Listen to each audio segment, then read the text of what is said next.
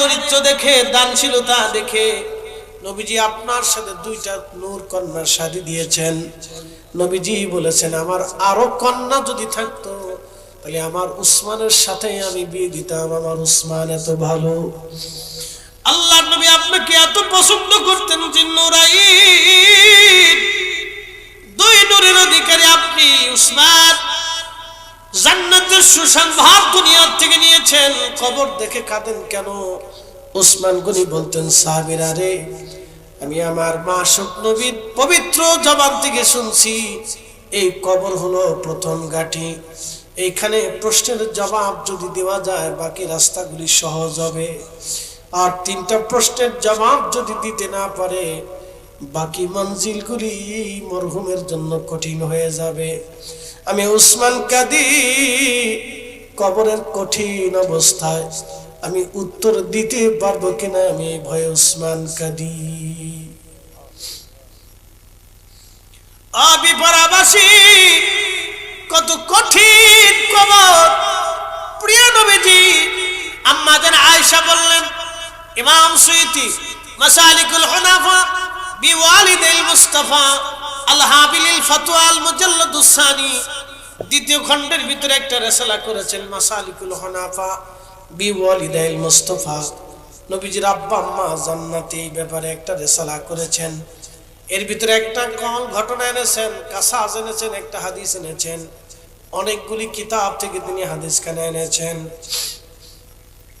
আম্মা জান আয়েশা বললেন, একদিন নবীজি মক্কা শরীফ থেকে আমাকে উঠাইলেন তার গাধার পিঠে, আমাকে নিয়ে নবী রওনা করলেন।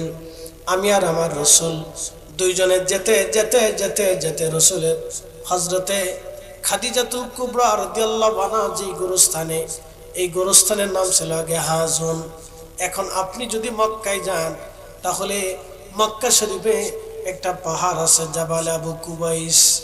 জাবাল আবু কুবাইস পাহাড়ের পাদদেশে নিচেই আল্লাহ রসুলের বেলাদাতুর রসুল আমার নবীজির জন্ম মোবারকের ঘর। এখানের পাশে একটু আগাইলে আপনি পাবেন আবু জাহেলের বাড়ি, যেটা বর্তমান বাথরুম করে রাখা হয়েছে, ল্যাট্রিন বানিয়ে রাখা হয়েছে। পিছনের অংশ দিয়ে যদি আপনি হেঁটে হেঁটে যান তাহলে একটা মসজিদ আপনি পাবেন, মসজিদের নাম মসজিদের জিন। মসজিদের জিন থেকে যদি আপনি সামনের দিকে আগান তাহলে একটা গোরস্থান পাবেন, গোরস্থানের নাম হাজুন। এই হাজুন নাম বর্তমান নাম জান্নাতুল মুআল্লা। এই জান্নাতুল মুআল্লাতে হযরত আম্মা জান খাদিজাতুল কুবরা রাদিয়াল্লাহু আনহা ঘুমিয়ে আছেন। এই গোরস্থানে নবীজি বললেন, আম্মা জান আয়েশা বললেন, নবীজি আমাকে নিয়ে রওনা করলেন হাজুন গোরস্থানে। নারীদের জন্য তো গোরস্থানে যাওয়াটা নিষেধাজ্ঞা আছে, তবে যেতে পারে যদি কোনো কবরে পর্দার ব্যবস্থা থাকে এবং এই নারী যদি পর্দা সহকারে দূরে দাঁড়ায় তাহলে যাওয়া যায়। তারপর অনেক সময় নিষেধাজ্ঞা আছে। আল্লাহর নবীর বিবি আপনার মা জননী, এই উম্মতের উস্তাদা, বিশিষ্ট মুহাদ্দিস সাহাবিয়া হযরতে আম্মা জান খাদহা আয়েশা সিদ্দিকা রাদিয়াল্লাহু আনহা, তিনি বললেন আমি গেলাম নবীজির সাথে। নবীজি আমার গাধার রশি হাতে ধরে দিয়ে বলেন, আয়েশা তুমি দাঁড়াও। আমি গাধার রশি ধরে হাজুনের বাহিরে দাঁড়িয়ে আছি। নবীজি গোরস্থানের মধ্যে ঢুকলেন। ঢোকার পরে নবীজি কাঁদতে লাগলেন। কান্না এতটাই গভীর ছিল, এতটাই কান্নাটা এত কঠিন ছিল। নবীজির কান্না দেখে আমি আয়েশা কাঁদতে লাগলাম। কাঁদতে কাঁদতে নবীজির শরীর মোবারক কাঁপতে ছিল, আমারও কাঁপুনি এসে গেল। এমন ভাবে নবী কখনো কাঁদে না, আজকে এইভাবে রাসূল কাঁদতেছে কেন? নবীর কান্নার কারণ কি আমি বুঝতে পারতেছিলাম না। দীর্ঘ সময় কান্না করার পরে নবীজি দোয়া করলেন, ফিরে চলে আসলেন। কিন্তু আসার সময় নবী মুস্কি মুস্কি আসে। জিজ্ঞেস করলাম, ইয়া রাসূলুল্লাহ আপনি এইভাবে কাঁদলেন কেন, আবার এইভাবে হাসলেন কেন? ডাক দেয়া বলেন, আয়েশা রে, আমি যখন হাজুনে ঢুকলাম, কবরস্থানে ঢুকার পরে আমার মা আর আমার বাবার কথা মনে পড়ে গেল। আমি রাসূল মার কথা মনে করে, বাবার কথা মনে করে হাজুনের দাঁড়ায় দাঁড়ায় কাঁদতে লাগলাম। খোদার দরবারে আরজি করলাম, আল্লাহ কিয়ামতের ময়দানে কত গুনাহগার উম্মত নিয়ে আমি জান্নাতে চলে যাব। আল্লাহ আমার আব্বা আম্মা আমার সাথে যেতে পারবে না, কারণ তারা আমার উম্মত হতে পারে নাই। রব্বুল আলামিন আপনি আমার আব্বা আম্মাকে জিন্দা বানান, আমার সামনে দাঁড়া করান, আমি তাদেরকে আমার কালেমার দাওয়াত দিব, আমি তাদেরকে আমার কালেমার দাওয়াত দিব, কোরআনের দাওয়াত দিব, আল্লাহ আমি ইসলামের দাওয়াত দিব। আল্লাহ আপনি আমার আব্বা আম্মাকে আমার সামনে জিন্দা বানান। আমি কাঁদতে লাগলাম, দীর্ঘ কান্না করার পরে আল্লাহর মায়া লাগলো, আমার রব আমার আব্বা আম্মাকে আমার সামনে দাঁড়া করাইলেন, আমি তাদেরকে কালেমার দাওয়াত দিলাম, তারাও কালেমার দাওয়াত কবুল করে নিলেন, কালেমা পড়াইলাম, আবার আল্লাহ তাদেরকে নিয়ে চলে গেলেন। আয়েশারে আয়েশারে আমি এখন খুশি, কিয়ামতের ময়দানে আমার আর কোনো চিন্তা নাই, আমার কোটি কোটি উম্মতের সাথে আমি আমার আব্বা আম্মাকে নিয়ে জান্নাতে চলে যাব। একবার জোরে বলা যাবে আল্লাহু আকবার। তোমার ওই নাম শুনিলাম, এই চোখে দেখলাম না, তোমার ওই নাম শুনিলাম, এই চোখে দেখলাম না, এই সুর যদি শুনে থাকো একবার দেখা দাও না, এই সুর যদি শুনে থাকো একবার দেখা দাও না। হে রাসূল তোমায় ভালোবাসি, অন্তরে শুধু মুখে নয়, জান্নাতের আশায় নয় রাসূল, জাহান্নাম কেউ ডরি না। তোমায় পাওয়ার আশায় মন ছুটে যাই মদিনায়, তোমায় দেখার আশায় মন ছুটে যাই মদিনায়, এ আশিক দিদার দাও না, আর দূরে থাকিও না, এ আশিক দিদার দাও না, আর দূরে থাকিও না। এ রাসূল তোমায় ভালোবাসি, অন্তর শুধু মুখে নয়, জান্নাতের আশায় নয় রাসূল, জাহান্নাম কেউ ডরি না। বিপরাবাসী ওই কবরে আপনাকে আমাকে নিয়ে যাওয়া হবে। আল্লাহর নবী বলেন কবর থেকে তুমি তাড়াহুড়া করে আসো না, তোমার ভাইয়ের কবরের পাশে দাঁড়াও, কেননা কিছু সময় পরে প্রশ্ন করা হবে তিনটা। মান রাব্বুকা মা দীনুকা মা কুনতা তাকুলু ফি হাক্কি হাযার রাজুল। এই প্রশ্নের জবাব যদি তুমি দিতে না পারো, আহা বড় কঠিন। আর এই প্রশ্নের জবাব যেটা আল্লাহ সহজ করে দেয়, এই জন্য ভাইয়ের কবরের পাশে দাঁড়ায় তার পক্ষ নিয়ে তুমি তার আল্লাহর কাছে মাপ চাইতে থাকো, দোয়া করতে থাকো। এই জন্য কবর দিয়ে তাড়াহুড়া করে আসবেন না, কবরের পাশে কিছু সময় আপনি দাঁড়িয়ে থাকবেন, কারণ আখিরাতের মঞ্জিলে ওই মরহুমের প্রথম যাত্রার নাম কবর, প্রথম ঘরের নাম কবর, প্রথম ঘরের নাম কবর, প্রথম ঘরের নাম কবর। দুনিয়াতে সবাই ছিল কিন্তু কবরে কেউ নাই, দুনিয়াতে অনেক অর্থ ছিল কিন্তু কবরে আজকে নাই, দুনিয়াতে অনেক জ্ঞান গরিমা ছিল কিন্তু কবরে আজকে নাই। কবরে তার সঙ্গী হবে ঈমান ও আমল, ঈমান ও আমল, ঈমান ও আমল। আর যদি দুনিয়ার থেকে আল্লাহ রাসূলকে খুশি করে যেতে পারে, তাহলে নবীজি কবরে আপনাকে দেখার জন্য আসবে। যদি কবরে নবীজিকে খুশি করে যেতে পারেন, কবরে আল্লাহর নবী আপনাকে দেখার জন্য আসবে। আল্লাহর নবীর সাহাবীরা বলেন, ইয়া রাসূলুল্লাহ, কিয়ামতের ময়দান বড় কঠিন। তারুজুল মালায়েকাতু ওয়ার রূহু ফি ইয়াউমিন কানা মিকদারুহু 50000 সানা। দুনিয়ার 50,000 বছরে এক জায়গা করলে যত বিরাট, হাসরের একটা দিন হবে তত বিরাট। ইয়া রাসূলুল্লাহ, মানুষের শরীর থাকবে নগ্ন, শরীরে পোশাক থাকবে না, পায়ে জুতা থাকবে না। নবীজি, কঠিন এই দিনে হাসরের ময়দানে হুজুর, আহা এত বিরাট হাসরের ময়দান, আমরা কি করে পার হব? এতদিন হাসরের ময়দানে আমরা কেমনে কাটাবো? আল্লাহর নবী ডাক দিলেন, সাহাবী চিন্তার কোনো কারণ নাই। আমার একজন উম্মতের ফরজ নামাজ পড়তে যত সময় লাগে, আমার একজন উম্মতের ফরজ নামাজ পড়তে যত সময়, আজকে এশার নামাজ যারা পড়েছেন, এশার নামাজ 4 রাকাত নামাজ পড়তে যত সময়, 4 মিনিট সময়, 4 মিনিট সময়ের ভিতরে এশার নামাজ পড়তে যত সময়, এবং বেতরের নামাজ দিয়ে আরো 3 মিনিট, 7 মিনিট, সুন্নত দিয়ে আরো 2 মিনিট, এই হচ্ছে 9 মিনিট। 10 মিনিটে এশার নামাজ শেষ। 10 মিনিটে এশার নামাজ পড়তে 10 মিনিট ধরে সময় লাগলো। এই 10 মিনিটে এশার নামাজ পড়তে যত সময় লাগে, কিয়ামতের ময়দানে মুমিন বান্দার তত সময় লাগবে।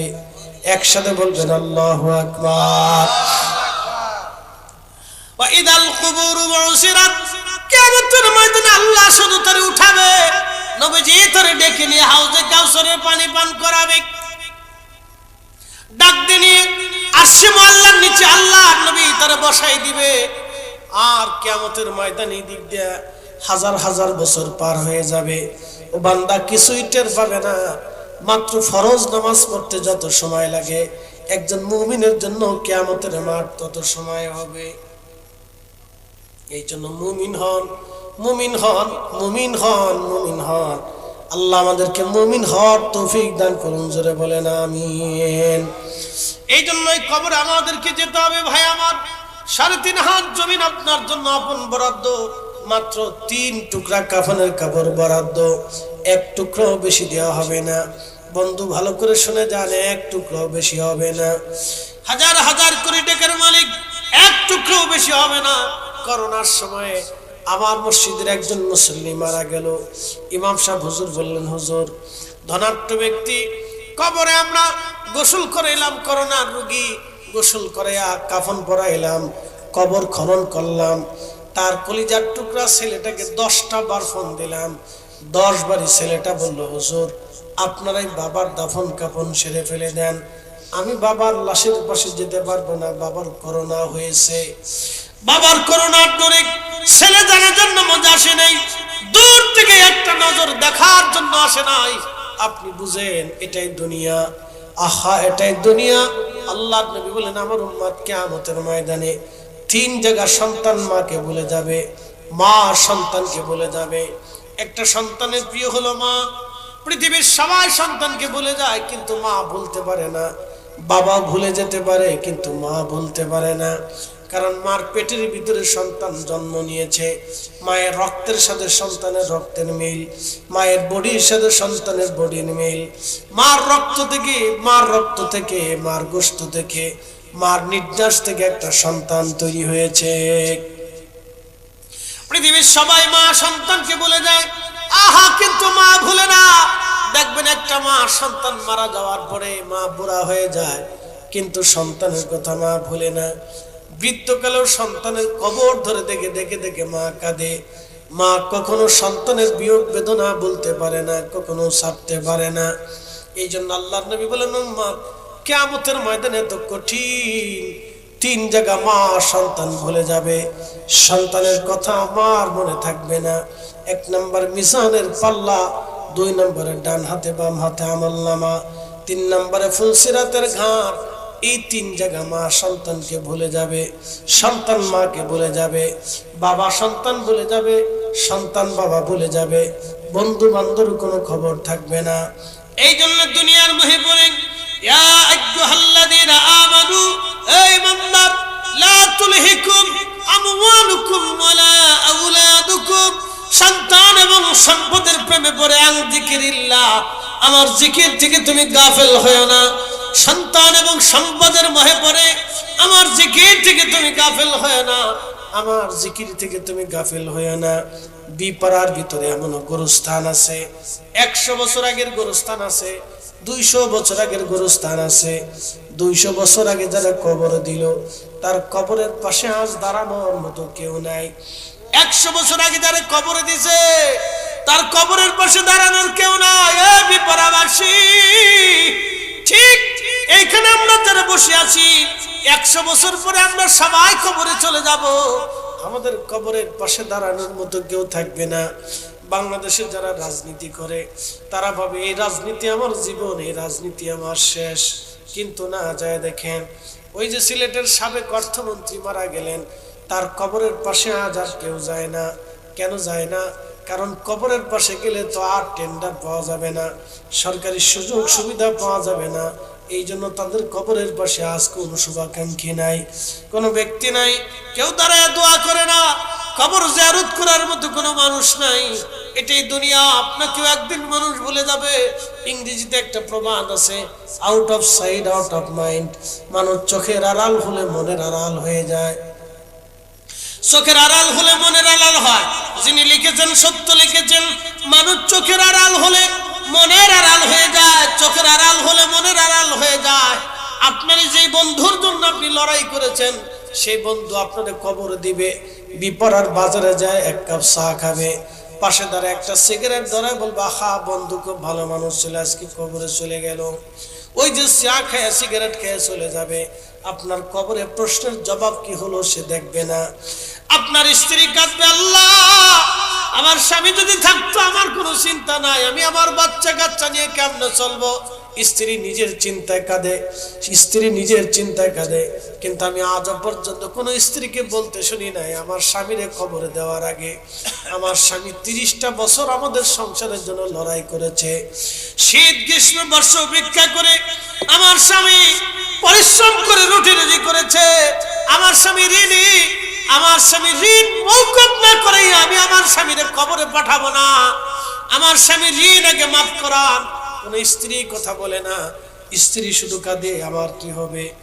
আব্দুল করিমের বাপ, তুমি চলে গেলা, আমার উপায় কি? বাচ্চা কাচ্চা নিয়ে আমার সংসার কেমন চলবে? ছেলেটা কাঁদে, আব্বা তুমি যদি থাকতা তাহলে আমার আর কোনো চিন্তা ছিল না, আমার পরীক্ষার টাকা এখন আর কে দিবে, আমার দেখভাল কে করবে, আমার যত্ন কে নেবে। সন্তান নিজের চিন্তায় কাঁদে, মেয়েটাও নিজের চিন্তায় কাঁদে, স্ত্রীও নিজের চিন্তায় কাঁদে।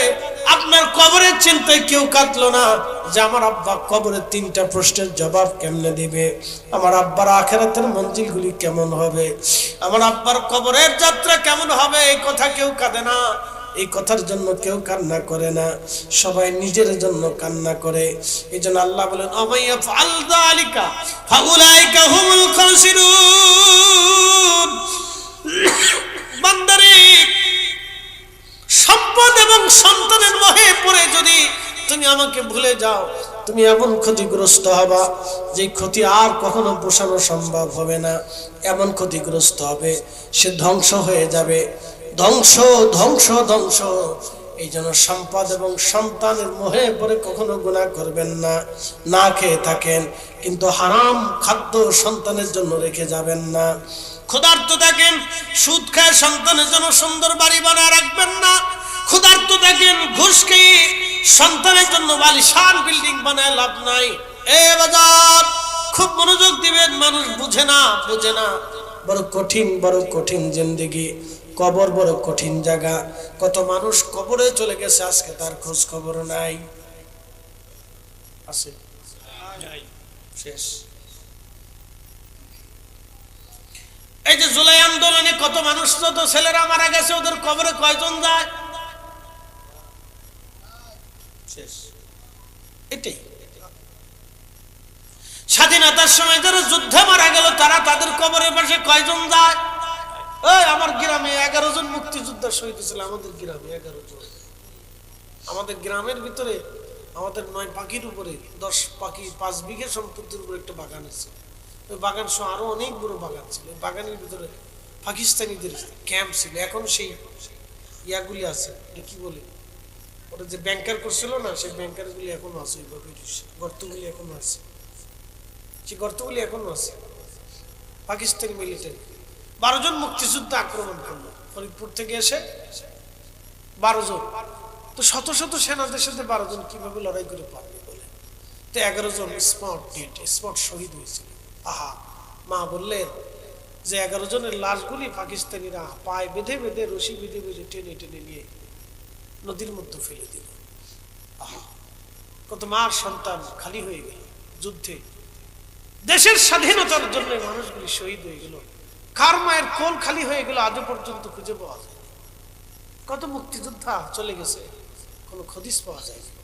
কতজনের কবর যেখানে সেখানে পড়ে গেছে, কোনো খোঁজ খবর নেই। তো এটাই পৃথিবী। তো তাদের অবদান যদি মানুষ ভুলে যায়, তাহলে আপনি আমি সাথে কি তা কিছুই নেই। এদের ঘুষ খেয়ে আকাম কুকাম ঘুরিয়ে সম্পদের জন্য, সন্তানের জন্য গুলো রেখেন না। পৃথিবীর সবচেয়ে বড় ভুল ওই ব্যক্তি করে যে অন্যায় করে সম্পদ সন্তানের জন্য জমা করে যায়। আমাদের দেশের অনেক রাজনীতিবিদরা বুঝে না, কেন যেন বুঝে না, আমি নিজেও জানি না। এই জন্য বলছিলাম না যে ওলামায়ে কেরামের দর্শে তাদেরকে বসানো উচিত। যে রাজনীতিবিদ আসে কি আলেমদের দর্শে তাদের বসানো উচিত। বাইতুল মোকাররমের খতিবের সামনে বসাইয়া প্রত্যেক জুমায় একদিন অন্তত আধা ঘন্টা তাদের নসিহত করানো উচিত। কি কথা কর না, সে যে খতিব সাহেব হোক, তাদেরকে নসিহত করবে যে তোমরা কাজগুলি করো না, অন্যায় করো না, মানুষ হত্যা করো না, মানুষের সম্পদ নষ্ট করো না, তোমরা মানুষের অধিকার ফিরাও, ভিখারির অধিকার দাও, এতিমের অধিকার দাও, বিধবার অধিকার দাও, তোমরা দরিদ্রের অধিকার দাও, তোমরা অভাবীর অধিকার দাও, সম্পদহীনের অধিকার দাও, তোমরা তাদের ঘরে খাবার পৌঁছাও। ওরা বুঝে না। কিয়ামত কত কঠিন হবে জানেন? একজন রাষ্ট্রপ্রধানকে কিয়ামতের ময়দানে জিজ্ঞেস করা, তোমার রাষ্ট্র সম্পর্কে হিসাব দিয়ে যাও। একজন এমপি কে তার এই আসন সম্পর্কে জিজ্ঞাসিত করে, তুমি হিসাব দিয়ে যাও। চেয়ারম্যানকে তার ওই ইউনিয়ন সম্পর্কে হিসাব বুঝতে দেওয়া, তোমার হিসাব বুঝাই দাও। মেম্বারকে তার ওয়ার্ড সম্পর্কে জিজ্ঞাসা করা হবে। একজন ফ্যামিলির প্রধানকে ফ্যামিলি সম্পর্কে জিজ্ঞাসা করা হবে, তুমি বুঝাই দিয়ে যাও। যিনি গ্রামের সর্দার আছে, গ্রাম সম্পর্কে থেকে জিজ্ঞাসা করা হবে, তোমার এই গ্রামের এই লোকের এই অন্যায় বিচার কেন হয়েছিল, তুমি তাকে হিসাব বুঝাই দিয়ে যাবে। সেই দিন বলবে, রব্বি, আমি দরিদ্র ছিলাম, আমার বিচার ঠিক মতো করেনি, আমি জমি পাইতাম কিন্তু আমার জমির হক থেকে নষ্ট করা হয়েছে। আল্লাহ, আমি আজকে ফয়সালা চাই। আপনি মালিক ইয়াউমিদ্দিন, বিচার দিনের মালিক, আমার ফয়সালা দিয়ে দেন। কিয়ামতের ময়দানে বান্দা যদি মামলা করেই বসে, মক্কার ইমাম হলো সাত নাই, সব সহজ। যদি হাসর বুঝেন, এই জন্য আগের যুগের বা রাজা বাদশারা তার বুজুর্গদের কাছ থেকে নসিহত, আরে খলিফা হারুন রশিদের মতো খলিফা, একসাথে কোন আল্লাহু আকবার। যদি কোনোদিন মক্কায় যান, তো ওনার স্ত্রী জুবাইদা, বিবির নাম কি? আমরা দেশের জুবাইদা না, তোনার স্ত্রীর নাম জুবাইদা। আমাদের দেশে তো কত জুবাইদা ছাগল চোরা, কি কথা ঠিক আছে কিনা? জুবাইদার গায়ে উন্না নাই। আমাদের দেশে কত জুবাইদা আছে, নামাজ কালামও পড়ে না। খলিফা হারুন রশিদের স্ত্রী জুবাইদা, আল্লাহু আকবার। তার নামে এখনো নহরে জুবাইদা আছে, একসাথে কেন মারহাবা। আরাফাতে কি নাম? নহরে জুবাইদা। আরাফাতে আরেকটা আমাদের বাংলাদেশের একজনের কৃতিত্ব আছে, তিনি জনাব মরহুম শহীদ জিয়াউর রহমান। সে গাছের নাম হচ্ছে জিয়া গাছ, ওরা সাজারত জিয়া, ওটা নিম গাছ লাগাইছিল, এখনো আছে আরাফাতের মাঠে। আল্লাহ ওনার খেদমতের কারণে ওনার সম্মানিত হুজুরে বলে না, আমি লক্ষ লক্ষ হাজিরা আরাফাতের মাঠে গাছের নিচে যা বসে। আমি বছরে আগের বছর হজ করতে গেছি, ওই সাজারত জিয়া নিম গাছের নিচে এক মিশরি হাজি, 2 জন হাজি মারা গেল গরমে, হিট স্ট্রোকে। আরে বাপরে বাপ, কি তা গরম। অনেকে বুড়া কালে হজে যায়, আমি আপনার বুড়া কালে হজে যাইতে গেছি কেনা, জোয়ান কালে হজে যায়। হজ যখন ফরজ হবে তখনই হজে যাবে, কোনো বুড়া চোরা নেই। হজ যখনই ফরজ হবে আপনার তখনই যেতে হবে। হজের ফরজের মাসলা শুনে জানেন, যুবক ভাইরা ভালো করে শুনে, আপনাকে মক্কাতুল মুকাররমায় যাওয়া আসার খরচ এখন আমাদের দেশে 21 দিনের প্যাকেজ আছে, 40 দিনেরও প্যাকেজ আছে, 21 দিনের প্যাকেজ আছে, 40 দিনেরও প্যাকেজ আছে। তো এই 21 দিনের প্যাকেজে বা 40 দিনের প্যাকেজে আপনি গেলেন, এই 40 দিনের প্যাকেজে ধরলাম সরকারি হিসাব অনুযায়ী সর্বনিম্ন 6 লাখ টাকার মতো আসে। এখন এই বছর প্লাস মাইনাস হইতে পারে। বাংলাদেশে যে পরিমাণ সিন্ডিকেট, বাপরে বাপ, বিমানের চোরের ঘরে চোর, আন্তর্জাতিক খ্যাতি সম্পন্ন চোর, চোরগার কথা বললাম। সিন্ডিকেট এখনো পর্যন্ত ভাঙতে পারে বিমানের সিন্ডিকেট। হ্যাঁ, কোনো ব্যাপার না, আমার দায়িত্ব দিয়ে দেন, বাটাম চালান দিয়ে সোজা করে দিবেন, 14 পুরুষ টাইট করে ফেলবেন, দিয়ে দেন। ভাঙবে না কেতে, ভাঙবে না কেন? ভাঙবে না, ভাঙতে হবে, এটা বাপের অধিকার নেই। লক্ষ লক্ষ মানুষের কাছ থেকে সিন্ডিকেট করে কোটি কোটি টাকা হাতায় নিচ্ছে। কত মানুষ সৌদি আরবে উমরা যাবে, ব্যবসায় যাবে, কাজে যাবে, তাদের কাছ থেকে কোটি কোটি টাকা। প্রবাসী, একটা প্রবাসী সৌদি আরব থেকে বাংলাদেশে আইসে আবার যাওয়া পর্যন্ত তার যদি 1,10,20 হাজার টাকা বিমান ভাড়ায় চলে যায়, এটা পরে দেশে বিক্রি করে খাবে নাকি? ফাজলিমের একটা সীমা থাকা উচিত। পৃথিবীর কোন দেশে এরকম নেই। আপনি ভারতে চলে যান, ও দেশ থেকে আপনি ফ্লাইট নেন, এরকম নেই। আমার আত্মীয় সুমন্দি শালা ইউরোপে থাকে, ইউরোপ থেকে 26-30 হাজার টাকা সৌদি আসা যায় ইউরো দিয়ে। কত সুন্দর, অল্প টাকায় চলে আসা যায়। এটা অস্বস্তিকর দেশে বাস করে। তো খুব মনোযোগ, যে কথা বলছিলাম যে হজে আপনি যাবেন আসবেন, সরকারি প্যাকেজে 6 লাখ টাকায় ধরে আর কি। এই 6 লাখ টাকা 40 দিনে আপনি দিলেন, আপনার কোনো ঋণ নেই। যদি ঋণ না থাকে 6 লাখ টাকা দিবেন, 40 দিনের প্যাকেজে যাওয়া আসে, এবং এই 40 দিন পর্যন্ত আপনার ফ্যামিলির খরচ ঋণ মুক্ত হয়ে যদি থাকে, তাহলে হজ খরচ। এবার বুঝলাম হজ কত জনের খরচ আছে না। জমি বেচে না, জমি বিক্রি, যদি এই পরিমাণ অর্থ তার থাকে, টাকা থাকে, স্টকে জমা থাকে, তাহলে হজ খরচ। স্টকে যদি এই পরিমাণ স্বর্ণ, টাকা পয়সা জমা থাকে, তাহলে তার হজ খরচ। হজ করে আসছে যৌবনকালে করে। আমার এক মুসল্লি জুমার নামাজ পড়ে হজের ওয়াজ করে বেরোয়ার পরে এসে বলতেছেন, হুজুর, আমি এক সময় কোটি কোটি টাকার ব্যবসা করতাম, আমার ব্যবসা নষ্ট হয়ে গেছে, এখন দারিদ্রতা এসে গেছে, আমি ওই সময় হজ করিনি, এখন আমি কি করব? আল্লাহর কাছে মাফ চান, কি করার আছে? আল্লাহ কি মাফ করবো? তো মাফ করার জন্য তো বেশি কিছু কামই তো মাফ না, আর কি কোনো কাজ আছে? একসাথে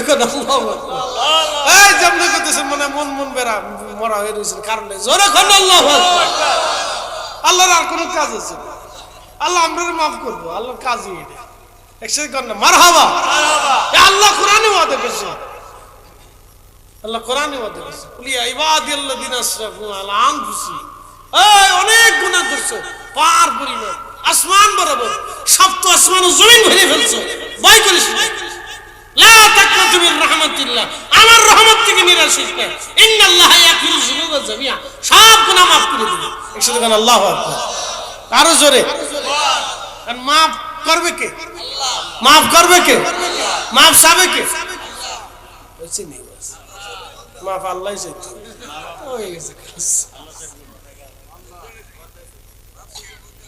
এই ওয়াজ যদি শুনে তো হয়েছিল কাজ। আমার এলাকা, এই আমাদের এলাকার একটা থানা আছে, নগরকান্দা সালতা, এই আজকে দেখি মারামারি চলতেছে, বিরাট কুবাকুবি চলতেছে রাজনীতি নিয়ে, বুঝতে পারছি কি যে এক দেশে বাস করি। আর তুই দল কর, জল কর, জিরে কর, মারামারি করিস, বিরাট কুবাকুবি চলতেছে আজকে। ঢাল সরকি নিয়ে 2 গ্রুপে লাগছে, বিরাট কুবাকুবি, বাড়ি ঘর ভেঙে চুঙ্গে, কুবায় সুবায়, কত কিছুতে কাহিনী চলতেছে। বাপরে বাপ, কি এক পাগলের দেশে বাস করেছি ভাই। এই জন্য আমি কোনো ভোট ছোট দেখি, আল্লাহর কসম করে আমি ভোটই দিই, দূর ভোট দিতাম না। শেষে কেডা হুজুর এই দানের শেষে মারছে, এটা একবার দাদি বললে মারছে, আসে পরে আসে আরেকজনে গুতাই বাবার, তুই ওইটা দিছিস কে, তুই ওইটা দিছিস কে, বিপদ না, যা ভোটই দিলাম না, যা। কি মারামারি দেখেন, এগুলি কি হয়? এটা শোনেন, আপনাদের একটা কথা বলি, আপনারা বলেন না যে পুলিশ কি তা বলছে, বলেন তো, মানুষ ভালো না হলে পুলিশ কি করবে?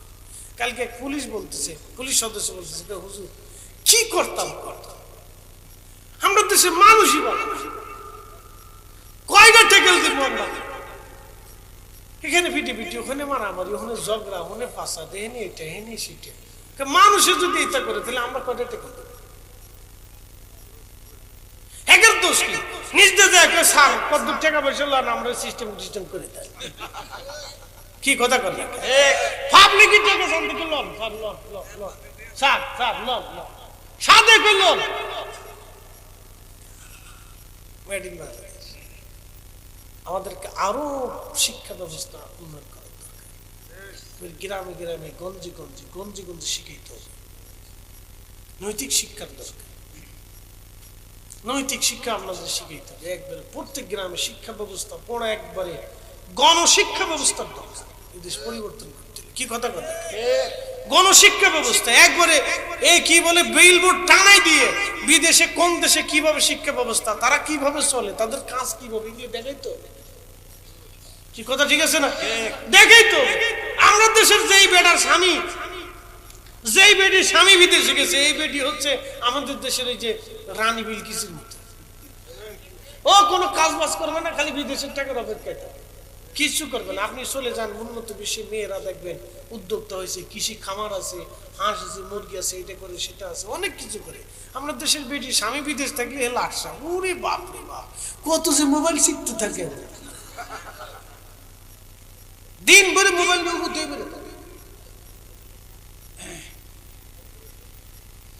আর যুবক পোলা ভান ওর বাপ যদি বিদেশ থেকে ও মোটরসাইকেল একটা পিছনে নিচে নিয়ে খালি কয়েকদিন পরে ট্রাকের নিচে দেখে ঠ্যাংটা উপরে পানি দেখা কি তো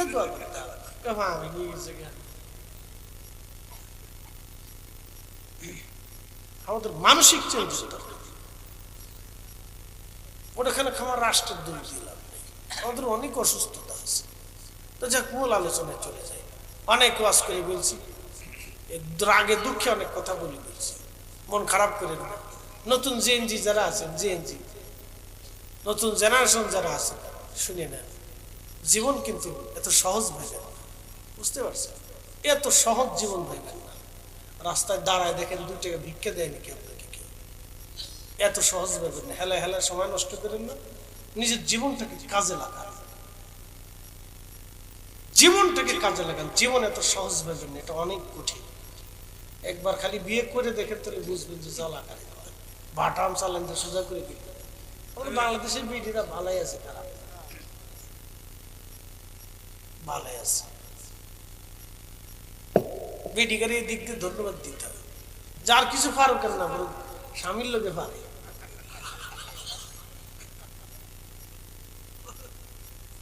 স্বামীর লোকে পারে ভাগ্য বলে আরবদের ওরা 4টা 5টা 8টা 10টা করে বিয়ে করে ওদের কপাল ভালো যে আমরা বাঙালি বিটি যদি ওদের কপালে পড়তো তাহলে ওদের কপালে শুনিয়েছি বাটাম চালাতে সোজা করে বলতে জামাই সোজা করে নিয়ে দাঁড়া কপাল ভালো যে বাংলাদেশের বিটি শুরু করে মূল আলোচনায় ফিরে যাচ্ছি প্রিয় উপস্থিতি তো আমাদের এই এলাকার একটা এলাকার নাম হচ্ছে গোরাদা আর এক এলাকার নাম হচ্ছে 10,000 হ্যাঁ গ্রামের নাম 10,000 আমার একজন দাওয়াত দিতে এসে গ্রামের নাম কি হুজুর গুতামারি আমি কইছি তাহলে আর দাওয়াত গ্রামে গুতা খাওয়া লাগবে না হুজুর গুতা মারতাম না নামই তো গুতামারি তো গোরাদার থেকে একজনের বউ 10,000 চলে গেছে তখন বেটা মামলা দিতে গেছে পাকিস্তান দারোগা স্যার লেখেন গোরাদার থেকে বউ ফলাইছে 10,000 দারোগা স্যার বুঝে কষ্ট না বুঝে স্যার বুঝেই বলতেছি গোরাদার থেকে বউ ফলাইছে 10,000 লেখেন এক গ্রাম থেকে 10,000 বউ গেল কেউ দেখে নাই না গ্রামের নাম 10,000 তা তো করি তো মাফ করবে কে একসাথে বলেন মাফ করবে কে মাফ চাবে কে আমরা মাফ আমরা চাবো তো মাফ বেশি করে চাবেন নাহলে উপায় নাই কিন্তু ক্ষমা আল্লাহ করবে আল্লাহ ক্ষমার জন্য বসে রয়েছে এই জন্য হজ ফরজ হলে হজ করে আসবে যৌবনকালে হজ করে আসবে দামি জিনিস তো বলছিলাম সেই কথা হ্যাঁ মূল আলোচনার দিক থেকে মূল পয়েন্টে চলে যাচ্ছে লম্বা করব না খলিফা হারুন রশিদ রাহমাতুল্লাহ আলাইহির স্ত্রীর নাম জুবাইদা তিনি হজ করতে গিয়েছিলেন ওই আরাফাতে যাইয়া তিনি একটা নহর বানিয়েছিলেন 25 মাইল লম্বা নহরটা পাহাড় কেটে কেটে নহর করেছিলেন এই নহরের নাম নহরে জুবাইদা। নহরে জুবাইদা এখনো আরাফাতে আছে। আর আমাদের প্রেসিডেন্ট জিয়াউর রহমান সাহেব মরহুম, তিনি বানিয়ে লাগাই দিয়েছিলেন নিম গাছ। এটা সাজারতুল জিয়া। আল্লাহ ওনার খেদমতকে কবুল করুন, প্রত্যেকের ভালো কাজের খেদমত আল্লাহ কবুল করুন। জোরে বলে না আমিন। আমরা দোয়া করি, আমরা কারোর জন্য বদদোয়া করি না। যারা কবরে চলে গেছে আল্লাহ সবাইকে মাফ করে। কি কথা ঠিক আছে না? দল বেদল বুঝি না ভাই, যে কবরে গেছে আল্লাহ সবাইকে মাফ করে। আমরা দোয়া করি ভাই, মাফের উপরে আর কিছু নেই। মানুষের ভুল ভ্রান্তি দুনিয়াতে মানুষ করে, যেই কবরে গেছে আল্লাহ সবাইকে মাফ করে। আমরা দোয়া করি। তো খুব মনোযোগ দেন যে এত বড় মুসলিম মিল্লাতের খলিফা বর্তমান ইরান, ইরাক, কুয়েত, কাতার, দুবাই, বাহরাইন, সৌদি আরব, লেবানন, ওমান, ইয়ামান, জর্দান, সিরিয়া, মিশর, Tunisia, Algeria, Nigeria, Morocco, Sudan, একেবারে এই তুরস্ক থেকে শুরু করে পৃথিবীর বিরাট ভূখণ্ডের খলিফা ছিলেন খলিফা হারুন রশিদ রাহমাতুল্লাহ আলাইহি। গোরস্তানের পাশ দিয়ে যাচ্ছেন, যাওয়ার সময় ওনার জমানাতে একজন পাগল ছিল, নাম বাহলুল পাগলা, মজ্জুব বাহলুল, গোরস্তানি থাকতেন। বাহলুলের সাথে হযরত ইমাম আহমদ ইবনে হাম্বল রাহিমাহুল্লাহর চিঠির যোগাযোগ। পাগল হলেও কি আমরা দেশের আবার জটা পাগলা না, কিন্তু নামাজ নাই, রোজা নাই, জিকির নাই, ফিকির নাই, জটা পাগলা, শতান কোথাকার, শরীরে পাটার গন্ধ আসে, এটা পাগল না। কিন্তু মজ্জুব বাহলুল রাহিমাহুল্লাহ গোরস্তান থেকে দৌড়ে আসতেছে, খলিফা হারুন রশিদকে দেখে বলতেছে, এই পাগল দাঁড়াও, এই পাগল দাঁড়াও। খলিফা হারুন হেসে দিয়ে বললেন, বাহলুল তুমি আমারে পাগল বলতেছো, মানুষ তো তোমার এই পাগল বলে। বলে খলিফা আমি কেমন করে পাগল? পাগল তো আপনি। বলে বাহলুল আমি কেমন করে পাগল হলাম, তুমি ব্যাখ্যা দাও। ডাক দেয়া বলেন, খলিফা তাহলে শোনো তো, তোমার আগে খলিফা কে ছিল? বলে আমার বাবা। তিনি কোথায়? বলে গোরস্থানে। তোমার পরবর্তী ঠিকানা কোথায়? বলে গোরস্থানে। বাহলুল ডাক দেখে, খলিফারে আমিও জানি আমার ঠিকানা ওই গোরস্থান, তোমার ঠিকানা ওই গোরস্থান। আমি জানার সত্ত্বেও আমি সবার আগে এই গোরস্থানে চলে আসছি, কিন্তু তুমি এখনো রাজপ্রাসাদে বসে আছো। খলিফা তাহলে বুঝো তো আমি পাগল না তুমি পাগল। তখন খলিফা হারুন রশিদ বলেন, হ্যাঁ বাহলুল তুমি সত্য বলেছ, আসলে আমি পাগল। বাহলুল তুমি আমারে আরো বেশি করে নসিহত করো। বাহলুল তুমি আমারে আরো বেশি করে নসিহত করো। এত বড় মুসলিম মিল্লাতের খলিফা পাগলের কাছ থেকে নসিহত নেয়, আর আমরা দেশের রাষ্ট্রপ্রধানরা আলেম ওলামাদের কাছ থেকে নসিহত নিতে পারে না। এই জন্য রাষ্ট্রের গুরুত্বপূর্ণ পদে দায়িত্ব যারা আছে, সচিব থেকে এসপি, ওসি, ডিসি, সব বাইতুল মুকাররমে বসে হুজুরদের নসিহত করে। কথা ঠিক আছে নি? এই বুজুর্গ আলেমদেরকে দিয়ে ফির মাশাইখদেরকে দিয়ে বসাইয়া নসিহতের দর্শ খুলাইতে হবে। আমরা ক্ষমতার দরকার নাই, তোমরা ক্ষমতায় থাকো, তোমরা রাষ্ট্র চালাও, কিন্তু তোমরা নসিহত চলো। কিভাবে চালাইবা? গরিবের হক গরিবের কাছে ফিরাও, মিসকিনের হক মিসকিনকে বুঝাই দাও। কথা ঠিক আছে কি? আমরা হুজুররা মিছিলের দরকার নেই যে আমরা মেম্বার হবো, চেয়ারম্যান হবো, রাষ্ট্রপতি হবো, আমরা দরকার নেই। তোমরাই হও, কিন্তু তোমরা দেশের লোক চালাও। কি কথা ঠিক আছে না? যদি এইভাবে তারা করে তাহলে আগামী রাষ্ট্র অনেক সুন্দর হবে। আল্লাহ তৌফিক দিক, জোরে বলে না আমিন। কথা বাড়াবো না, খবর আমাদের পরবর্তী ঘর। ও আদম রে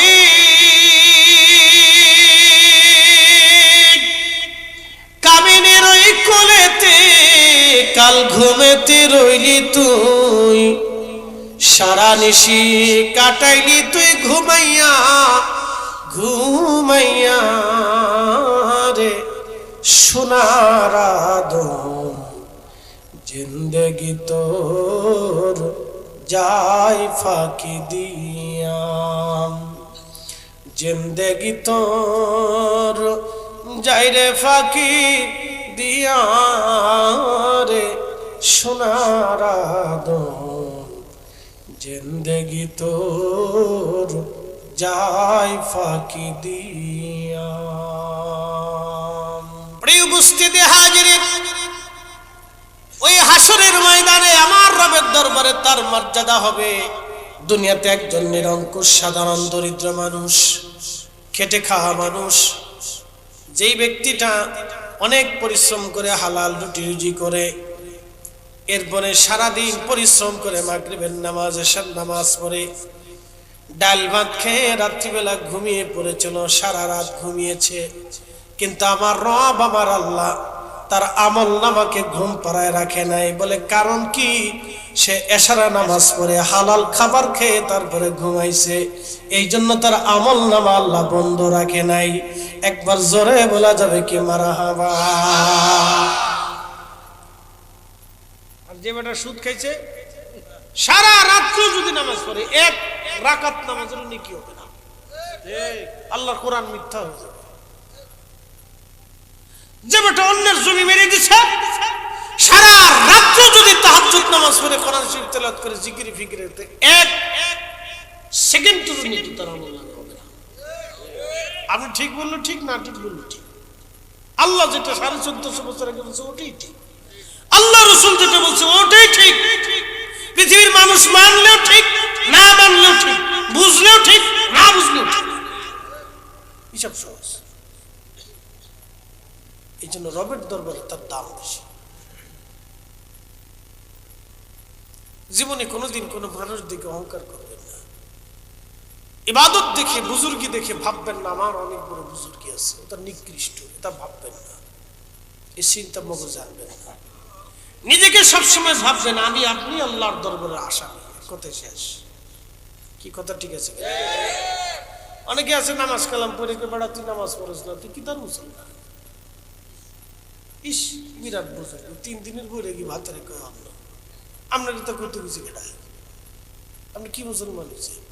শয়তানের থেকে কি বেশি ইবাদত করছে? এই বেটা 9 লক্ষ বছর ধরে আল্লাহর সেজদা দিচ্ছে, 9 লক্ষ বছর জীবনে এক সেজদায় 50,000 বছর কাটিয়েছে। পারবেন জীবনে? 50 মিনিটে তো পারবেন। 50,000 বছর কাটিয়েছে একটা সেজদায়। সেজদার ভিতরে বলে সুবহান রাব্বিয়াল আলা, খোদার মহত্ব প্রকাশ করেছে। আল্লাহ প্রমোশন দিয়ে প্রথম আসমান, আরো 1 লক্ষ বছর দ্বিতীয় আসমান, আরো 1 লক্ষ বছর তৃতীয় আসমান, আরো 1 লক্ষ বছর চতুর্থ আসমান, আরো 1 লক্ষ বছর পঞ্চম আসমান, আরো 1 লক্ষ বছর ষষ্ঠ আসমান, আরো 1 লক্ষ বছর সপ্তম আসমান, এরপরে আহার সপ্তম আসমানে যে আরো 1 লক্ষ বছর পরে আল্লাহ মুআল্লিমুল মালায়েকা, তুই ফেরেশতাদের মুআল্লিম, তুই ফেরেশতাদের টিচার, চ্যান্সেলর অফ মালায়েকা, তুই সমস্ত ফেরেশতাদের চ্যান্সেলর, প্রধান, চিফ। শেষ পর্যন্ত লাস্টে হয়ে গেল ডক্টর ইউনূস।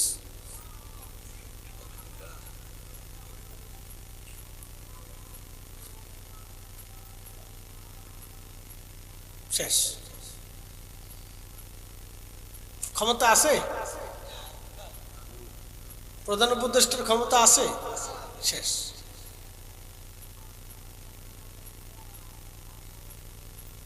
প্রিয় উপস্থিতি, খুব ভালো করে শুনে যাবে। 9 লক্ষ বছর ইবাদত করার পরে শেষ, এক কথায় শেষ। আল্লাহ ওরে বানাইছে মাটি দিয়ে, আমাকে বানাইছে আগুন দিয়ে, ওর থেকে আমি সম্মানিত বেশি, শেষ।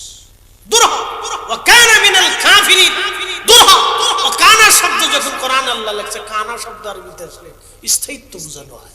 ওয়া কানা মিনাল কাফিরিন, দুরহ একবারে আজীবন চিরস্থায়ী ভাবে তোকে শেষ করে দিলাম, তুই জাহান্নামী, তুই অবিশ্বাসী, যা। আমি রবের আসমান জমিন পাক, আমি রব পাক, এখানে নাপাকের কোনো স্থান নাই। তুই অহংকার করেছিস, তুই নাপাক। আপনাদেরকে একটু বুঝাই, তুলার গুডাউনে যদি আগুনের কয়লা ছেড়ে দেন তাহলে কি তা হইতো? গোডাউন, তুলার গোডাউনে আগুনের কয়লা ছাড়লে আর গোডাউন যেমন শেষ হয়ে যায়, বান্দার জীবনের 9 লক্ষ বছর ইবাদত শেষ হয়ে যাবে অহংকার ও হিংসার কারণে। মনে রেখে ওয়াজ আমার শেষ, বাড়ি পর্যন্ত নিয়ে যে, নতুবা কিয়ামত পর্যন্ত সেজদা দিলেও কাজ হবে না। একবার আসল ওয়াজ শিখিয়ে দিছি। এই রোগে ধরছে আমরা বেডিগার, এই রোগের রোগী হলো সব বেডিগার, সব মহিলার এই রোগের রোগী। বাপরে বাপ, 12 বছর ধরে 2 ভাই একসাথে সংসার করতেছে, ঝগড়া নেই। বিয়ে করে আনার পরে বিশ্বযুদ্ধ লেগে যায়। আর জীবনে বেডির আমার দাওয়াত দিত না। কে হুজুর আমরা শেষ করে ফেলছে আজকে, এই হুজুর শেষ করে ফেলছে, হুজুর মরে না কেন? কিতার লেগে হুজুর আমরা দাওয়াত করে আনছে, আই আমরা বাস দিয়ে দিল। অনেক বড় রোগী, মারাত্মক রোগী। বাংলাদেশে এই রোগের রোগী বেশি। একজনের ভালো গাছে ভালো আম ধরলে হিংসা করে। কি কথা কথা, ফুলাটা ভালো বিদেশে সুন্দর কামাই করতেছে, পাশের বাড়ি হলে হিংসা করে। ভালো একটা বউ বিয়ে করে আনছে, পাশের বাড়ি হলে হিংসা করে, বেডি হিংসা করে। কি আশ্চর্য দেশ! আমি তো মনে করি যেটা সাইকোলজিক্যাল প্রবলেম এই দেশের মানুষের বেশি, অনেক বেশি।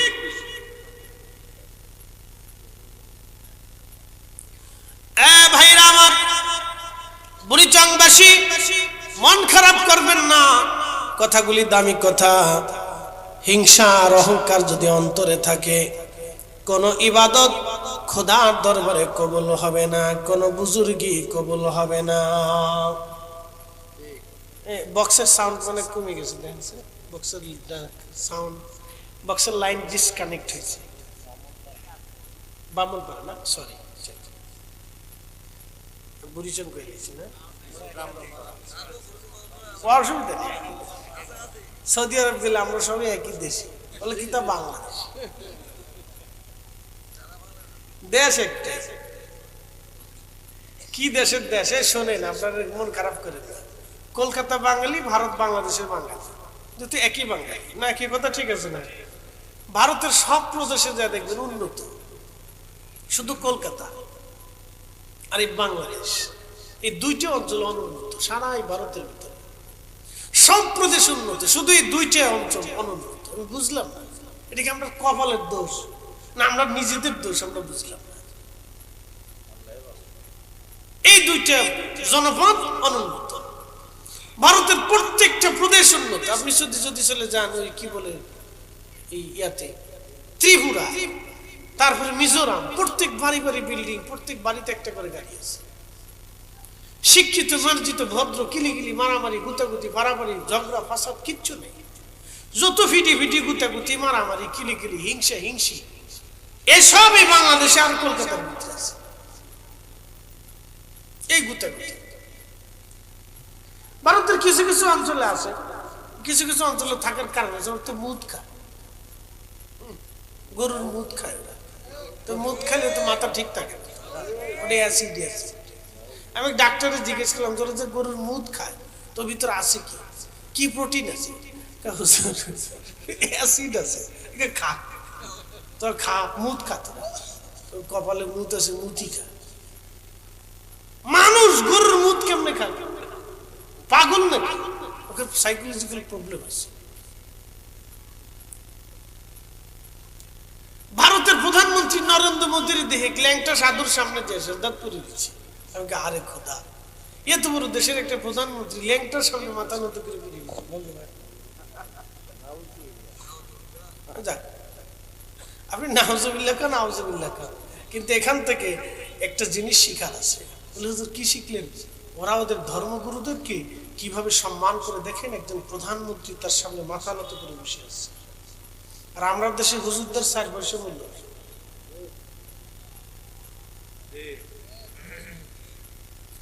কোনো মূল্য নেই। আমরা হুজুররা রাষ্ট্রের ক্ষমতা যাওয়ার দরকারটা কি? রাষ্ট্র আমাদের কাছে আসবে। কি কথা মনে কিছু নেই, আমরা বলতেছি, আমরা হুজুররা রাষ্ট্রের ক্ষমতা যাবো কেন? রাষ্ট্রের প্রধান আমরা হুজুরদের কাছে আসবে। বাইতুল মুকাররমের খতিব সাহেবের কাছে এসে রাষ্ট্রের প্রধান এসে বইসে সিদ্ধান্ত নেবে, হুজুর আমরা দেশকে চাই। কি কথা বলেন? কি কথা বলছেন? ঠিক আছে না? এদেশের যত বীর মাসিক আছে তাদেরকে ডাক, রাষ্ট্রের প্রধান ডাকি বলবে, আপনারা মুরব্বী, আপনারা মাসিক, আপনারা আমাদের মাথার তাজ, আপনারা সম্মানিত, আপনারা আমাদের পরামর্শ দেন আমরা কিভাবে দেশ চালাবো। 2 দিন পর পর আমরা হুজুরা নির্বাচনে দাঁড়াইতাম, কি তাই লাগে? আমরা তো দেওয়ার দরকার নেই। তো রাষ্ট্র আমরা ডেকে নিয়ে তারা পরামর্শ নিবে যে আপনারা দেশের সুধী, আপনারা বুজুর্গ আলেম, আমাদের দেশে বড় বড় আমরা বড় বড় বুজুর্গ আলেম যারা আছে পীর মাশায়েখ যারা আছে, মুরব্বী যারা আছে, তাদেরকে ডেকে নিয়ে বসাইয়া রাষ্ট্র পরামর্শ নিবে। আপনারা মুরব্বী আলেম, আপনারা যেভাবে পরামর্শ দেন আমরা সেইভাবে রাষ্ট্র চালাবো। আপনারাই বলেন আমরা কিভাবে রাষ্ট্র চালাইলে আমাদের রাষ্ট্র, আমাদের জনগণ সুখে শান্তিতে থাকবে, আমরা নিরাপদে থাকবো, আমাদের বাচ্চারা আগামীর পথ এবং আগামী রাষ্ট্রকে তারা ভালোবাসবে।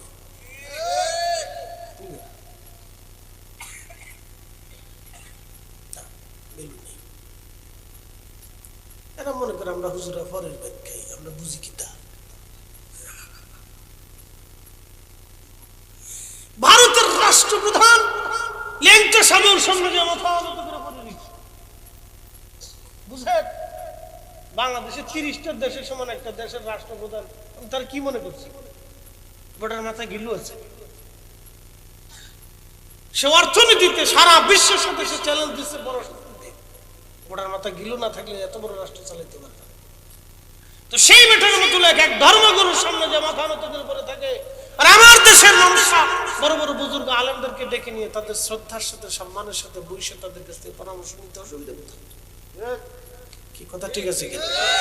আগের রাজা বাচ্চারা বড় বড় বুজুর্গ আলেমদেরকে ডেকে এনে সবার সম্মানে বসে, সম্মানের সাথে বসাইয়া, আরে বাচ্চা আলমগীর, বাচ্চা বাবর, বাচ্চা জাহাঙ্গীরের মতো বড় বড় বাচ্চারা, সুলতান মাহমুদ গজনবীর মতো বাচ্চারা, খলিফা হারুন রশিদের মতো বাচ্চারা, বড় বড় খলিফারা, বড় বড় রাজা ধীরাজরা আলেমদের পায়ে পানি দিয়ে ওযু করাইয়া পা মুছাই দিয়া তাদেরকে বসাইয়া সম্মানের সাথে খাবার খাওয়া, তাদের কাছ থেকে দোয়া নিত, পরামর্শ নিত। আমরা রাষ্ট্র কিভাবে চালাবো? একসাথে বলবো না মারহাবা। আপনি উসমানী খেলাফত দেখেন, আব্বাসী খেলাফত দেখেন, উমাইয়া খেলাফত দেখেন, আয় আপনার সেলজুক দেখেন, খাওয়ারিজম দেখেন, আপনি ফাতিমীয় সাম্রাজ্য দেখেন, মুসলিমদের যতগুলি সাম্রাজ্য ছিল, মুঘল থেকে সালতানাত, নবাবী থেকে শুরু করে প্রত্যেক সালতানাতের বিজ্ঞ বড় আলেম ছিল, যাকে সবচেয়ে বড় আলেম বলা হতো কাজীউল কুজাত বলা হতো। মারহাবা বলবেন না? কাজীউল কুজাতকে বাদশা ডেকে এনে তার রাজদরবারের সম্মানের সাথে বসে বলতে, হযরত আমরা কিভাবে দেশ চালাবো? মারহাবা করলেন না? কষ্ট হইতেছে আপনাদের? এক ওয়াজ থেকে আরেক ওয়াজে চলে গেছে। ওয়াজে যাচ্ছিলাম কবরের দিকে, চলে গেছি রাষ্ট্রের দিকে।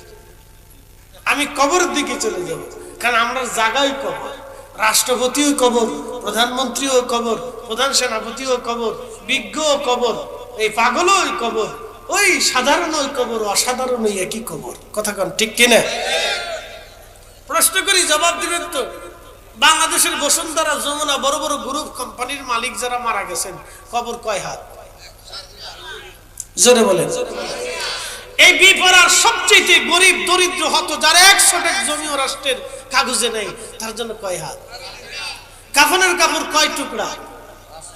3 টুকরা। পুরুষের জন্য কয় টুকরা? জোরে বলেন। বসুন্ধরার মালিকের যিনি স্ত্রী আছেন তার জন্য কয় টুকরা?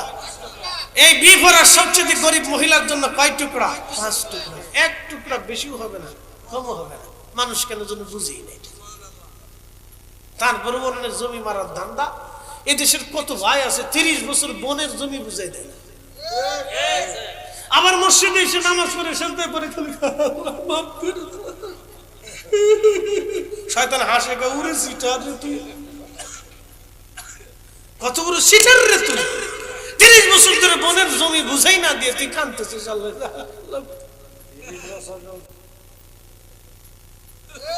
শয়তানে কয় 9 লক্ষ বছর ধরে ইবাদত করছি, এরকম তো সিটারি করিনি। 60 বছরের জিন্দিগি ভাই 30 বছরই সিটারি করেছে, মনে কিছু নেই। অনেক মহিলারা দুঃখে পড়ে মামলা দেয় না। ভাইয়ের বিরুদ্ধে বোনে মামলা কেমনে দিবে? মামলা যে দিবে ভাইয়ের দরজা তার করবে না, তো বোনে চিন্তা করে ভাই ছাড়া তো আমার কেউ নেই, মা মরে গেছে, বাপ মরে গেছে, আমার ভাইয়ের দরজা ছাড়া তার কেউ নেই। আমি আপদে বিপদে সুখে দুঃখে আসলে তো ভাইয়ের কাছে আসি। বুঝতে পারছেন? মেয়েরা তো, বোনেরা তো ভাইদের কাছে একটু হলেও দুর্বল আছে। ওই দুর্বলতার সুযোগ নিয়ে আমাদের দেশের সুনামধন্য হাজী সাহেব 30 বছর ধরে মনের জমি বুঝে যায় না। আবার হজ করে এসে শয়তানকে পাথর মেরেছে। শয়তান পাথর মারার সময় হাসে, দোস্ত তুই পাথর মারিস আমার।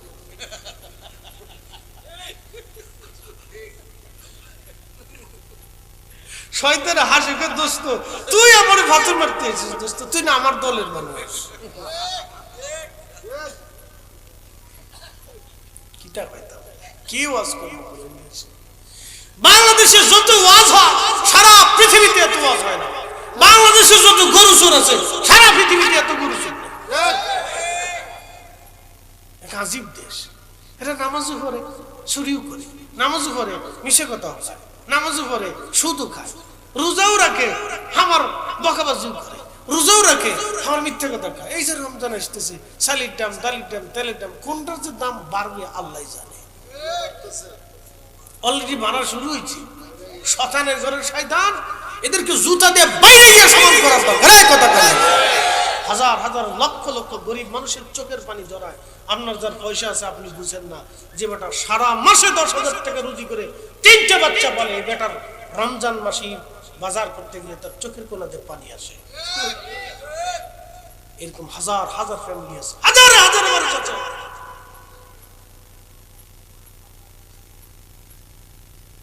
কত দরিদ্র মা আছে, সারাদিন ঈদ ভাঙ্গার পরে 500 টাকা রুজি করে সন্তানের জন্য যখন ঈদের রমজানের বাজার করতে যায়, তখন ওই মা সারাদিনের হাতুড়ি দিয়ে ঈদ ভাঙলো, মায়ের হাতে তখন হাত কাঁপলো না, কিন্তু বাজার করতে গেলে তখন মার হাত কাঁপে, আমি সন্তানের বাচ্চারে কি খাওয়াবো। এদের চোখের পানি যারা ধরে, এদের রক্তগুলো যারা চুষে খায়, আল্লাহর কসম করে বলি, ও 36,000 বছর হজ করলে ওর হজ করলে হবে না। মানুষের কাতারেই নেই। ও শুয়োর আর কুত্তা ওদের চেয়ে উত্তম। কথা ক্লিয়ার, কোনো ভেজাল নাই। একবার ডাহা ডাহা ক্লিয়ার কথা। রমজান মাস আসলেও দাম বাড়াই দিবে, হুট করে দাম বাড়াই দিবে। শতান টাকা পৃথিবীর খ্রিস্টানদের দেশে রমজান মাস আসলে পণ্যের দাম কমা। আরে খ্রিস্টানের দেশে পণ্যের দাম কমা, হিন্দুর দেশে পণ্যের দাম কমা, মুসলমানের দেশে 85% মুসলমানের দেশে ওর দাম বাড়াই দিচ্ছে।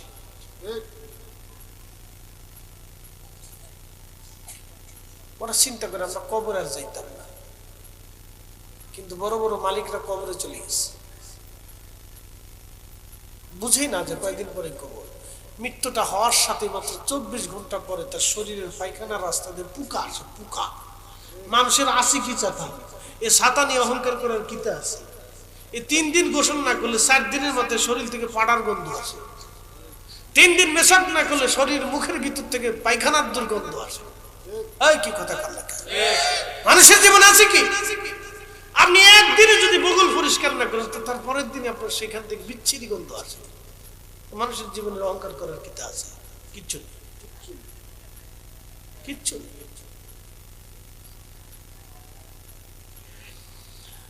শোনে যাবেন বন্ধু আমার, মূল আলোচনার দিকে ফিরে যাচ্ছি, কবরের দিকে। আমার ভাইরা জানতে চেয়েছেন, হুজুর কবরের প্রথম রাত কেমন হবে? আমি সেই দিকে ফিরে যাব। ভাই বিপরার মুসলমান, জানি না প্রত্যেকটা মানুষকে কবরে যাওয়া লাগবে, এটাই চির সত্য।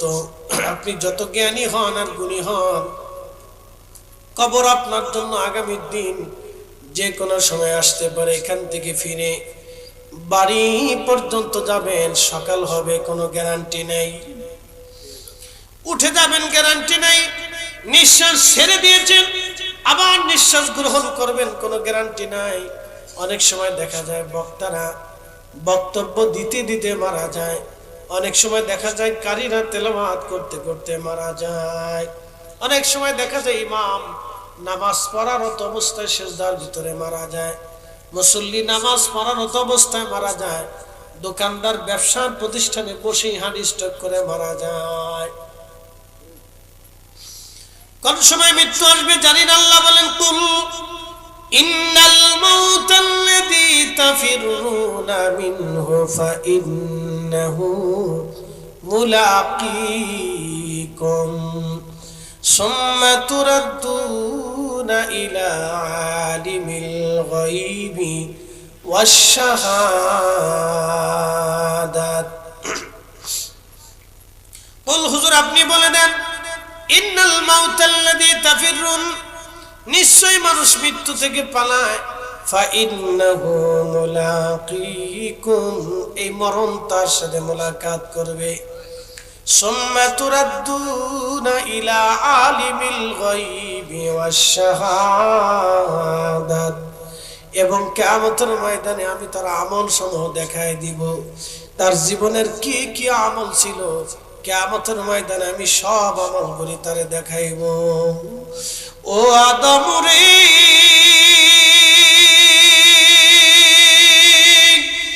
পাক ধরিয়া গেছে দাড়ি, দন্ত বাসে গুটাচারি, সমন জারি গিয়াছে করিয়ারে সোনার আদম, জিন্দেগি তোর যাই ফাঁকি দিয়া, জিন্দেগি তোর যাই রে ফাঁকি দিয়া রে সোনার আদম, জিন্দেগি তোর যাই ফাঁকি দিয়া। অবিপরাবাসী, ওই মৃত্যু থেকে পালানোর মতো কোন রাস্তা আমাদের নাই। কঠিন এই মরণ, কঠিন এই মরণ আপনার দুয়ারে যে কোনো সময় নাড়া দিবে। এই রুহু নামক দেহ থেকে, রুহু নামক ইঞ্জিন আত্মাখানা আল্লাহ পাক নিয়ে চলে যাবেন। বডির সাথে আল্লাহর কোনো বক্তব্য নাই, আল্লাহর বক্তব্য রুহের সাথে। এই জন্য মানুষ মারা যাওয়ার পর আমরা বলি ইন্না লিল্লাহ, নিশ্চয় আমরা আল্লাহর জন্য, ওয়া ইন্না ইলাইহি রাজিউন, এবং নিশ্চয় আমরা আল্লাহর কাছে ফিরে চলে যাব, রবের কাছে ফিরে চলে যাব। যেখানে ছিলাম আমরা সেইখানে আবার ফিরে চলে যাব। প্রশ্ন কি নিয়ে যাব? দুইটা জিনিস নিতে হবে। ইন্নাল্লাযীনা আমানু ওয়া কানু আল্লাযীনা আমানু ওয়া কানু ইয়াত্তাকুনা লাহুমুল বুশরা, আল্লাযীনা আমানু যারা ঈমানদার, ওয়া কানু ইয়াত্তাকুন ঈমান অনুযায়ী যারা মুত্তাকি হয়েছে, আল্লাহ বলা হয়েছে তাকওয়াশীল হয়েছে, লাহুমুল বুশরা তাদের জন্য সুসংবাদ হলো ফিদ দুনিয়া, দুনিয়ার ভিতরে তারা সম্মানিত, অফিল আখিরা আখিরাতেও তাদের জন্য সুসংবাদ, দুনিয়াও সুসংবাদ আখিরাতেও সুসংবাদ। দুইটা জিনিস আপনাকে নিতে হবে, এক নম্বর ঈমান, দুই নম্বর আমল। এক নম্বর ঈমান, দুই নম্বর আমল। এক নম্বর ঈমান, দুই নম্বর আমল। ঈমান ও আমল, ঈমান ও আমল। বিপরাবাসী মনোযোগের সাথে শুনে যাবেন, বান্দার মৃত্যুর সময় এসে গেল। মৃত্যুর সময় আসার পরে আমার আল্লাহ ডাক দিবে, ইয়া আজ্ঞাতুহান নাফসুল মুতমাইন্না তুরজিই ইলা রাব্বিকি রাদিয়াতাম মারদিয়া। হে নফসে মুতমাইন্না, মানুষের বডির ভিতরে দুই ধরনের নফস আছে, নফসে মুতমাইন্না, নফসে আম্মারা। এই নফস আম্মারা সবসময় আপনাকে খারাপের দিকে নিয়ে চলে যাবে, নফসে মুতমাইন্না আপনাকে ভালোর দিকে নিয়ে আসবে। এটাকে প্রশান্ত আত্মা বলা হয়। এই প্রশান্ত আত্মা দুনিয়াতে আল্লাহর কাজ করেছিল, মাহে রমজানে রোজা রেখেছিল, সামনে হারাম খাবার ছিল কিন্তু সে ধরে নাই।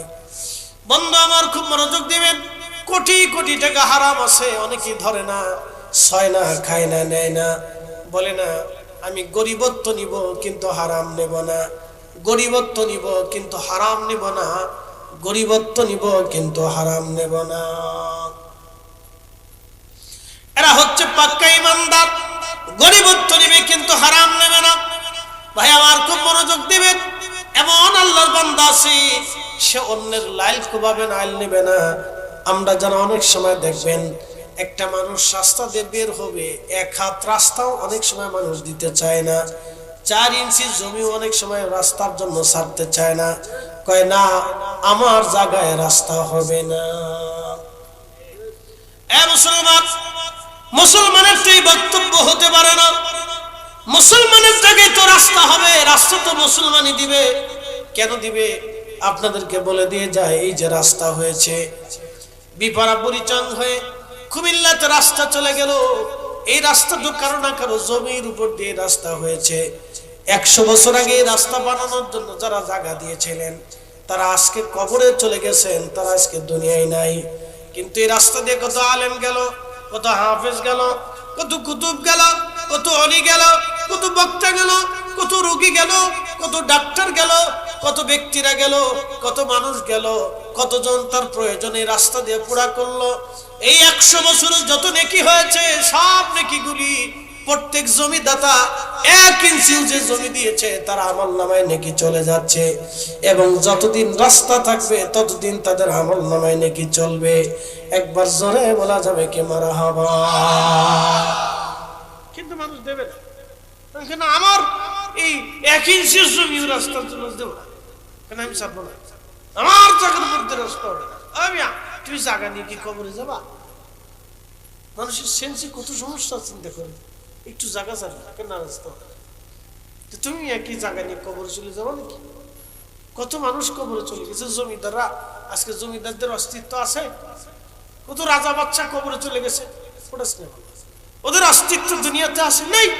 ওদের বিরাট বড় বড় প্রাসাদ গুলি আজকে সামসিকা, হুতুম পেশা, বন বিড়ালে, শিল কুত্তা বসবাস করে। কথা ঠিক আছে কিনা? যে জমিদাররা একসময় এদেশে মসজিদ বানানোর জন্য 500 টাকা দিত, ওই যুবকরা নতুন জিএনজি শুনে যাও, জমিদাররা কত ভালো মানুষ আছে শুনে যাও। মুসলমানরা মসজিদ বানাইতে চাইলে মুসলমানদের কাছ থেকে 500 টাকা ট্যাক্স নিয়েছে, মসজিদ বানাবি বানা, কিন্তু 500 টাকা আমার কাছে দিয়েছে। তখনকার দিনে 500 টাকা 5 কোটি টাকা, তখনকার দিনের 500, এখনকার 5 কোটি টাকা।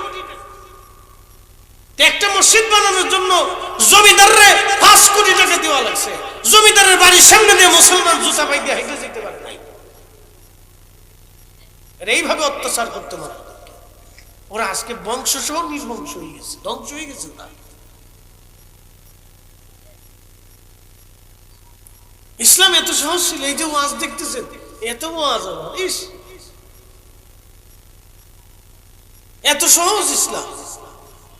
এখন উত্তর কোরিয়াতে কিম জং উনের দেশে কালেমার দাওয়াত দেওয়া যেমন কঠিন, গোরগোবিন্দের দেশে কালেমার দাওয়াত দেওয়া এরকম কঠিন ছিল। কি বুঝছেন না আপনারা? গোরগোবিন্দের দেশে কালেমার দাওয়াত এরকম কঠিন ছিল, এত সহজ ছিল না ইসলাম শিখতে, এত সহজ ছিল না। মানুষ প্রকাশ্যে কুরবানি দিতে পারে না, জঙ্গলের ভিতরে যে গরু কুরবানি দিচ্ছে, তাও জমিদাররা জানলে অবস্থা খারাপ করে দিচ্ছে।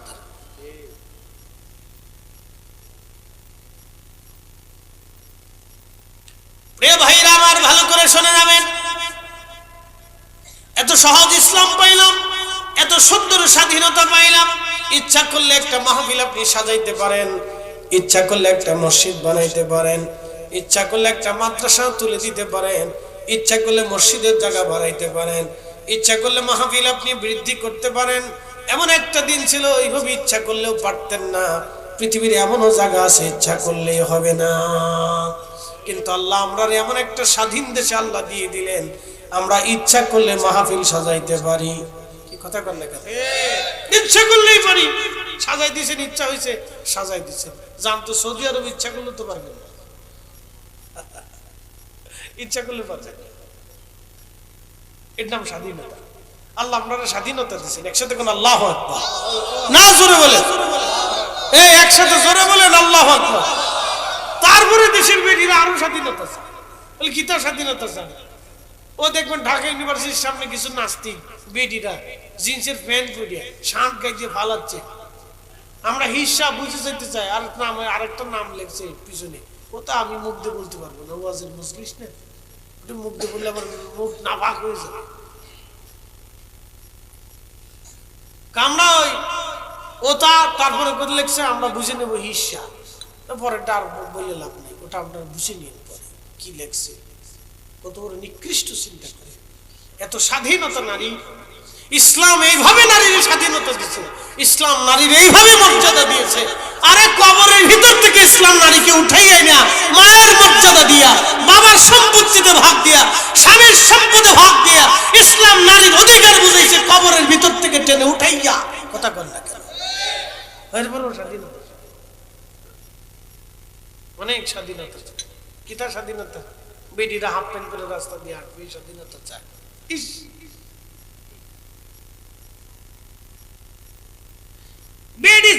প্যান্ট পরবে। আচ্ছা কোন আপনি চিন্তা করেন তো জিন্সের প্যান্টে যদি পরবি তো বেডি হইছ কি কথা ঠিক আছে কি?